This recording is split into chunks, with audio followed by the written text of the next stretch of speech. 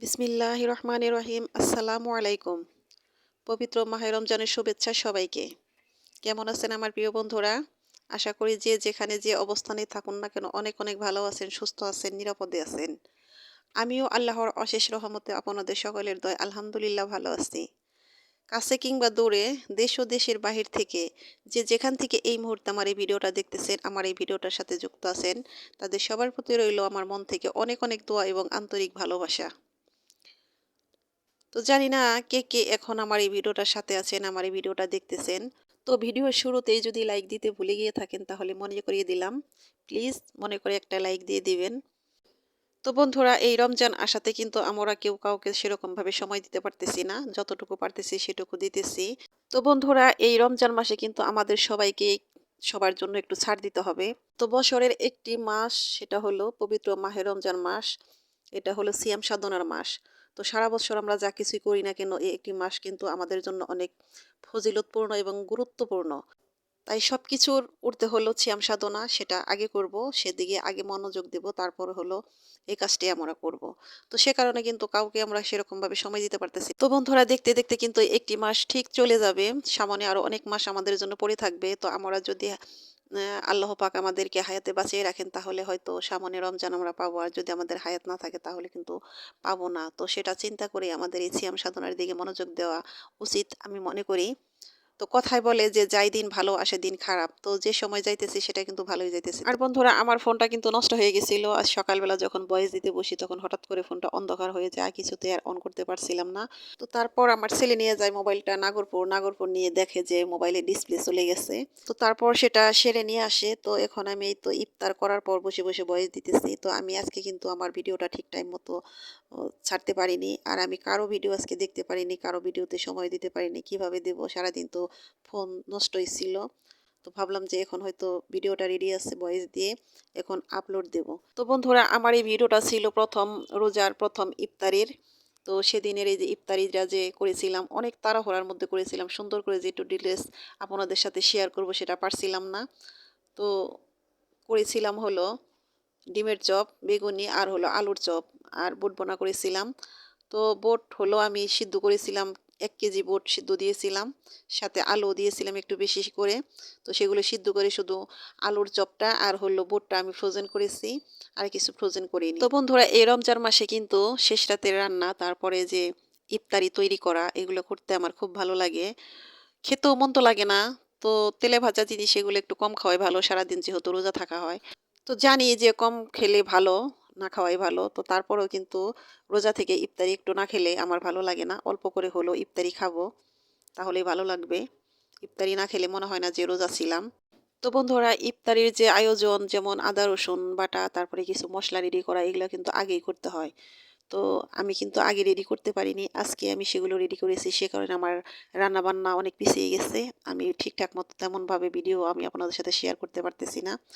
তো আদা রসুন পেস্ট করেছি, তারপরে কিছু গরম মশলার গুঁড়া করেছি। তো এগুলা কিন্তু লাগে, যে যেমন বুট বোনার মধ্যে একটু মশলার গুঁড়ো না দিলে ভালো লাগে না, গরম মশলার গুঁড়া সেটা বানিয়েছি। আর এই তো এই বুটের মধ্যে কিন্তু আমি আলু কখনো কেটে দিই না, সিদ্ধ করে হাতে ভেঙে তারপরে দিই। ভেঙে দিলে আমার কাছে মনে হয় যে ওটা বেশি ভালো লাগে।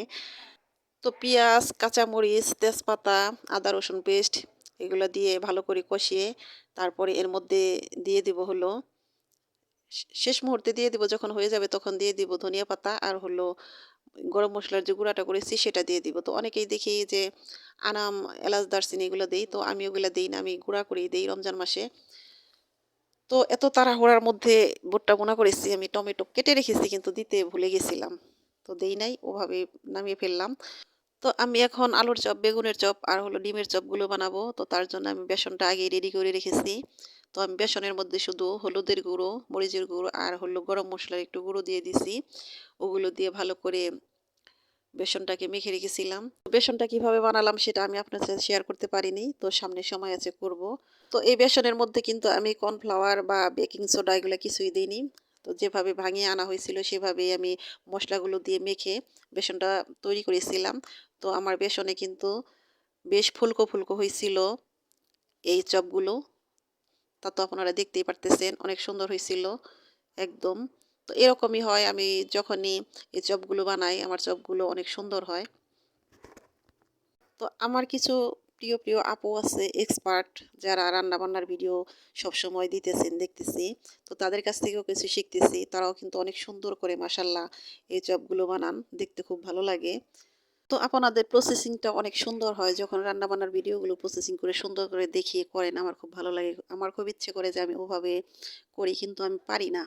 তো আপুরা, আপনাদের ভিডিও শুধু রান্নাবান্নার ভিডিওই দেখি না, অনেক ভিডিওই দেখতেছি। তো আপনাদের থেকে কিন্তু আমি অনেক কিছু শিখে ফেলতেছি, অনেক অভিজ্ঞতা হইতেছে আমার, যেমন রান্না শেখা, তারপরে আপনাদের কথাবার্তার ধরন, আপনাদের কাজের ধরন, এগুলো দেখে কিন্তু অনেকটা অভিজ্ঞতা হয়েছে।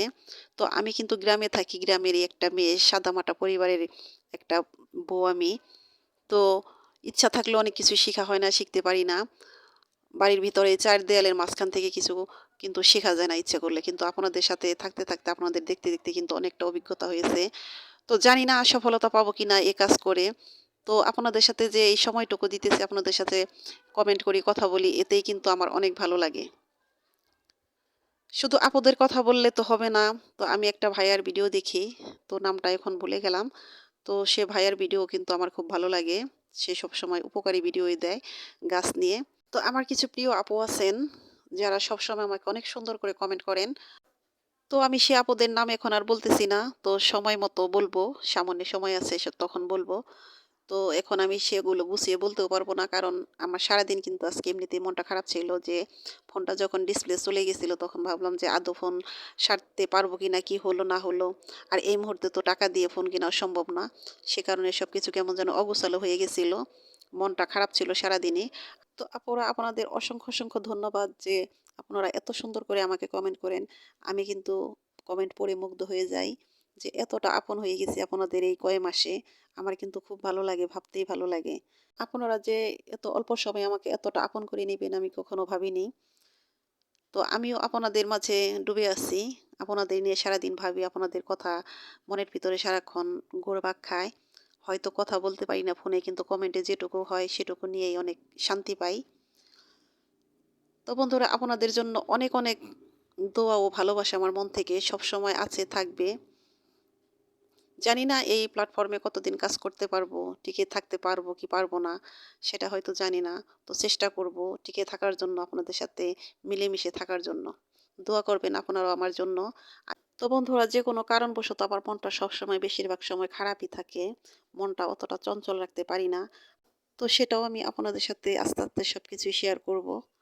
তো বন্ধুরা, কথা বলতে বলতে কিন্তু অনেক দূর চলে এসেছি। অনেক তাড়াহুড়া করে এই তো ইফতার করলাম। সুন্দর করে যে একটু আয়োজন করে আপনাদের সাথে শেয়ার করব, সেটা পারলাম না। তো আমার বড় ছেলে ফারদিন, ও চলে এসেছে, নিয়ে এসেছে ছোট ভাইয়ের জন্য একটা কেক। এটা দেখে আবার মনে করবেন না যে আমাদের ছেলের আবার কোনো জন্মদিন কিনা, কোনো উৎসব কিনা। না, সেরকম কিছুই না। এমনিতেই কেক এনেছে। আমার ছোট ছেলে কেক খেতে অনেক পছন্দ করে, এই বার্থডে কেক। তো সে কেক এনে যে কেক খাইতেছে, সেটাও একটু আপনাদের সাথে শেয়ার করলাম। তো বন্ধুরা, আমার কথা ও কাজে হয়তো অনেক ভুল আছে, সে ভুলগুলো প্লিজ ক্ষমা সুন্দর দৃষ্টিতে দেখবেন। তো সবাইকে পবিত্র মাহে রমজানের শুভেচ্ছা জানিয়ে আজকের মতো এখানেই বিদায় নিলাম। আল্লাহ হাফেজ, আসসালামু আলাইকুম।